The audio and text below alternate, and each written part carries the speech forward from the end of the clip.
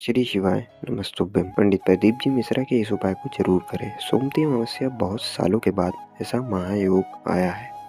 सोमवती अमावस्या के उपाय का बहुत महत्व है, इसे जरूर करें। यदि आप पर कर्ज या आपका कोई पैसा नहीं दे रहा है या रुका हुआ है आपका पैसा, तो काली तिल्ली को पानी में भिगा दीजिए और उसे सुबह पीस लीजिए। याद रखिएगा, काली तिल्ली को मिक्सर में ना पीसें, या तो उसे किसी वस्तु से पीस लीजिए या बेलन के नीचे रखकर पीस लीजिए। उसे कटोरी में रखकर उसमें पीला चंदन मिला लीजिए। एक लोटे में दूध और जल और 5 बेलपत्री लेकर शिव मंदिर जाइए।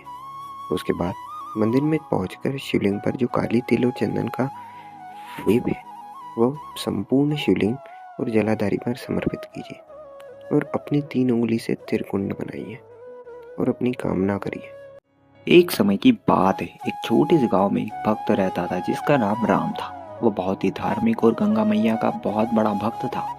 वह हर दिन गंगा नदी के किनारे जाकर पूजा करता था और गंगा मैया से प्रार्थना करता था। एक दिन राम को एक बड़ी समस्या का सामना करना पड़ा। उसकी पत्नी बीमार हो गई और उसके पास उसका इलाज कराने के लिए भी पैसे नहीं थे। राम बहुत चिंतित था और उसने गंगा मैया से प्रार्थना की कि वह उसकी पत्नी को स्वस्थ करे। उसी रात राम को एक सपना आया। गंगा मैया ने उसे सपने में कहा, राम मैं तुम्हारी प्रार्थना सुनती हूँ, तुम्हारी पत्नी को स्वस्थ करने के तुम्हें मेरे पास आना होगा।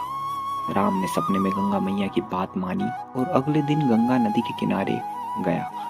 वहां उसने देखा कि एक बड़ा पत्थर है जिस पर गंगा मैया की मूर्ति थी। राम ने मूर्ति के सामने पूजा की और गंगा मैया से प्रार्थना की कि वह अब उसकी पत्नी को स्वस्थ कर दे। उसी समय एक अजीब चीज हुई। गंगा नदी का पानी राम के पैरों तक आया और फिर एक बड़ा लहर आया जिसने राम को गंगा नदी में धकेल दिया। राम ने सोचा कि वह डूब जाएगा, लेकिन तभी उसे महसूस किया कि वह पानी में तैर रहा है। जब राम गंगा नदी से बाहर आया तो उसने देखा कि उसके हाथ में एक छोटा सा पौधा है। राम ने सोचा कि यह पौधा क्या है, लेकिन तभी उसने महसूस किया कि यह पौधा उसकी पत्नी के लिए एक दवा है। राम ने उस पौधे को अपनी पत्नी को दिया और वह जल्द ही स्वस्थ हो गई। राम ने गंगा मैया को धन्यवाद दिया और उसने गंगा नदी के किनारे एक मंदिर बनवाया। श्री शिवाय नमस्तुभ्यं।